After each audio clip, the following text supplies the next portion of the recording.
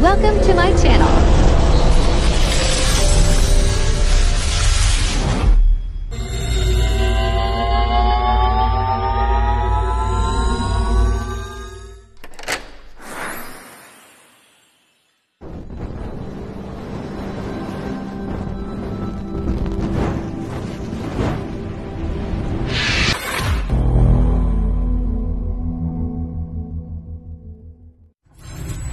Enjoy watching.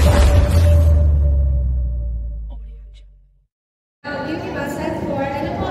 So sa ngayon, siguro dahil medyo paano pa wala ka na message na kung hapon may kakaribanan, mag-enjoy po kita, ilay po kita di ano to po yung oportunidad na ini na dunya na aldaw, ilaan na po ini, aldaw na ini na mas maging makabulihan kasi mas maging ano po kita na ano po bagay ng volunteers salamat po sa salamat sa pagpapaunlak ng aming invitasyon. So, welcome po sa activity natin. Yun lang po. Ayan, maraming salamat sa aming napakasipag na OIC Soul Tree dito sa MOFL. Ano po, siya yung aming head ng SWAT dito sa Municipality of San Fernando. Nakalimutan ko palang acknowledge that, ano po, so we have guests, invited resource persons ngayong umaga and sa maghapon. Magsasalita, magbibigay ng mga confidence session. Nakalimutan ko lang acknowledge. So, sabi ni Ma'am MJ, nagagalak tayo na nandito tayo, binigyan tayo ng pagkakataon para sa araw na ito, para sa ating capability building, training para sa mga current leaders. So if you have then po ng Department of Social Welfare, ng MOO, ng San Fernando, we would like to thank LGU San Fernando, ating MSWDO, Marichu Vergay, and of course, Municipal Mayor Fermin Mabon, sa pagbibigay ng asistensya. Kung wala sa kanila, sa tulong nila, so dito. So ngayon po, excited na ba kayo? Sigurado? Excited na kayo? So mga bagong leaders, sabi ni Ma'am, hindi pa nag-go 1 year, mga bagong pa lang. May nag 2 years na ba dito parang leaders? 2 years na wala pa. So lahat, mga bago. So siguro, may tatanong kayo, ano kaya ang mangyayari dyan? Baka yung iba, hindi ako mag-attend kasi baka hindi nila alam kung ano ang mangyayari ngayong araw na to. So ngayon po, para at least mabigyan nyo kami ng ideya, lalong-lalo na para i-deliver namin yung session, yung whole day activity natin. So magkakaroon muna tayo ng expectation setting. Ano ba? So siguro, tulong tayo sa ating mga kasamahan sa MOO. Diyan yung ating mga MLs, si Ma'am Salve, si Ma'am Janet, si Ma'am Holly, and then yung ating swap, si Sir Fernand. And then, si MRB, si Sir Jeff na nasa Milarcio. Ako po pala si Joel Olivares, isang municipality din. So patulong na lang po ako magbigay ng ating meta cards, then mental pen para sa ating mga kalahok ngayon, para sa ating expectation setting. So ngayon po, nagbibigay kami yan. So sabi nyo, ano kaya ang pwedeng mangyari ngayon? Ano yung mga inaasahan nyo na mangyayari? Nang may kagalakan, ang ating unang resource person, Ma'am Rosemary B. Brazil. So, big round of applause. Grabe, powerful si commitment sa buwan. So, just not ay naara sa Indo ba, boss? Sabi kaya, people or Tagalog lang. Marinarin po, pipit ako dyan sa pag-people sa kapag-Tagalog. Mapakukuha ako matibay mag-Ingles. Okay? So, ngayon naman po na makamuday ko ang presentation ko kaya na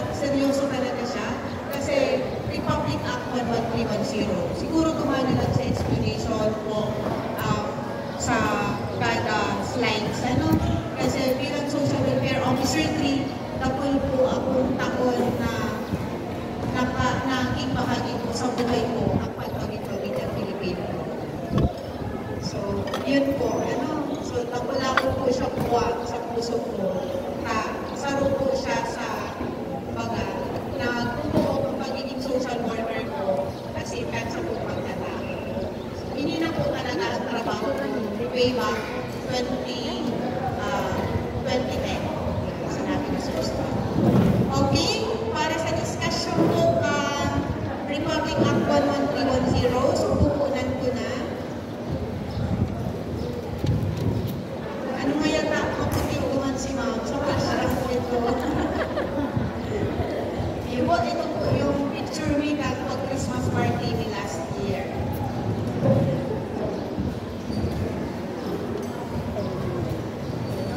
So, kumusta po ka mo bilang 4Ps? Nauuma ka mo? Yes, ma'am. Okay, very good. Sige. Sige, itaas daw ang pamutang mga nauuma. Nauuma ka mo bilang 4Ps spirit leader? Sige daw, itaas Yes, daw. ma'am.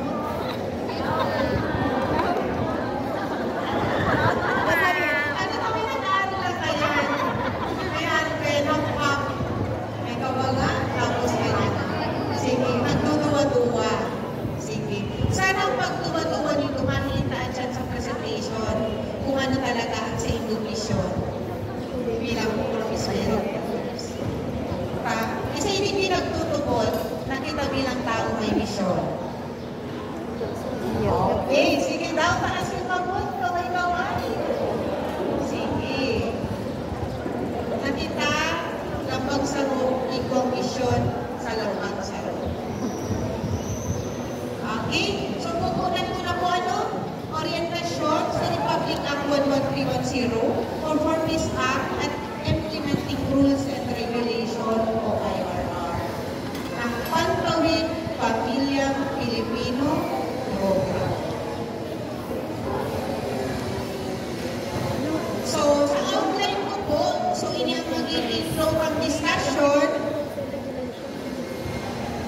Ang ating programa, yaon ko siya ng mga terminolohiya, kahulugan, mga adhikain, mga layunin, ang benepisyaryo, conditional na ayuda, mga kondisyon, pagtatapos sa programa, and then, ang pinaka-importante, ang 4Ps parent leaders. Okay. Sige, ma'am. Next slide, please.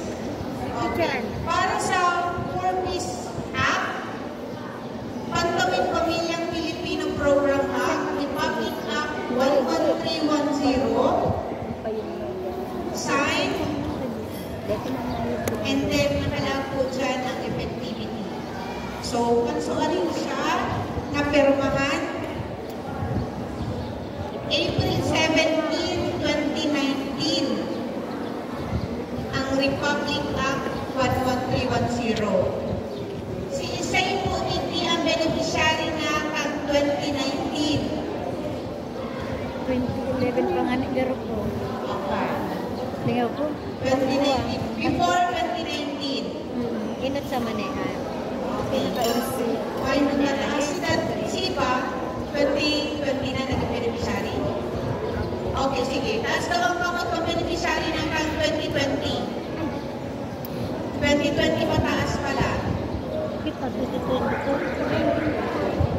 Okay, before 2020. Okay. So, ini po sa inyong tatagtaan. Ang Republic Act 11310, napermahan po siya April 17, 2019.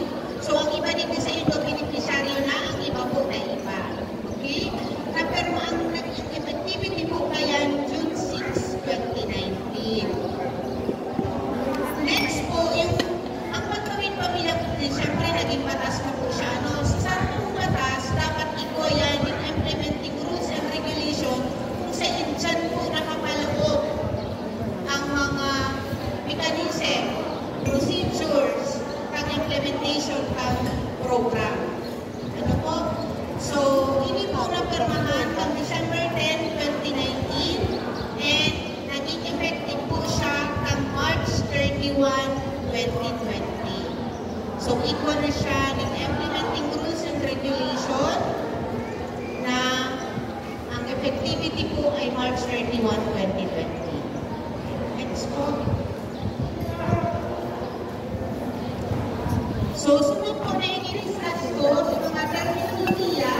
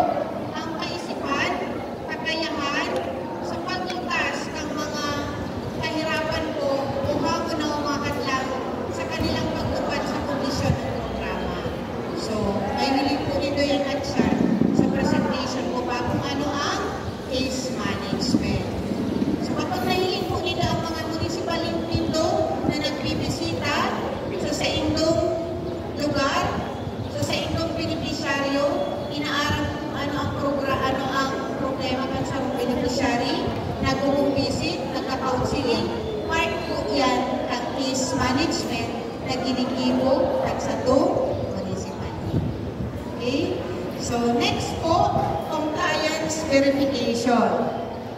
Ang compliance verification po, ito ay ang pagsusuri at pagsubaybay sa mga benepisyaryo upang malaman o matiyak ang kanilang pagtupad sa kondisyon ng programa. Yan. So, at yan po, i-discuss po yan sa tuyang compliance verification officer na si Sir Ezekiel. Mas detalyado po ang sa iyang discussion about dyan po. Ano? So, iyan na po itong mga pig-monitor na mga beneficiary. Kamo din po as corpus grantee. Kung si mga beneficiary ta po, si mga children beneficiary ta, pig-monitor sa health, pig-monitor sa education, kamuman din po pig-monitor sa family development session. So, at yan po, itatao yan sa tuya ni Sir Ken. Conditional cash grant. So, ano ang ibig sabihin niyan?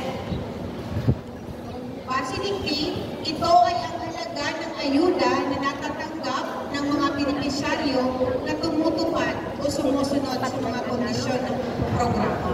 Ano nga yung kapakuking cash grant lang? May nakalaang pang conditional.